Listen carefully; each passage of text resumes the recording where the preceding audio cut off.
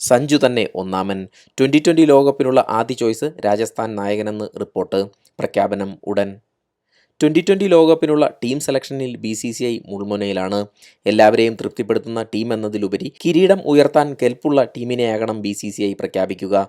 മുൻ താരങ്ങളടക്കം പലവിധ പ്രവചനങ്ങളും ഇതിനിടെ നടത്തിക്കഴിഞ്ഞു. എന്നാൽ ടീം പ്രഖ്യാപനവുമായി ബന്ധപ്പെട്ട് പുതിയ റിപ്പോർട്ടുകൾ പുറത്തുവരുന്നു. എന്നാൽ ഔദ്യോഗികമായി ഒന്നും തന്നെ സ്ഥിരീകരിച്ചിട്ടുമില്ല. നാളെ ടീം പ്രഖ്യാപനം ഉണ്ടാകുമെന്നാണ് സൂചന. വിക്കറ്റ് കീപ്പർമാരുടെയും സ്പെഷ്യലിസ്റ്റ് ബാറ്റ്സ്മാൻമാരുടെയും പേസർമാരുടെയും കാര്യത്തിൽ വലിയ ചർച്ചകൾ തന്നെ BCCI നടത്തിയിട്ടുണ്ട്. ഇതിൽ ആദ്യ ചോയ്സ് വിക്കറ്റ് കീപ്പറായി മലയാളി താരം സഞ്ജു സാംസണെ തന്നെ പരിഗണിക്കുമെന്നാണ് പുതിയ വിവരം.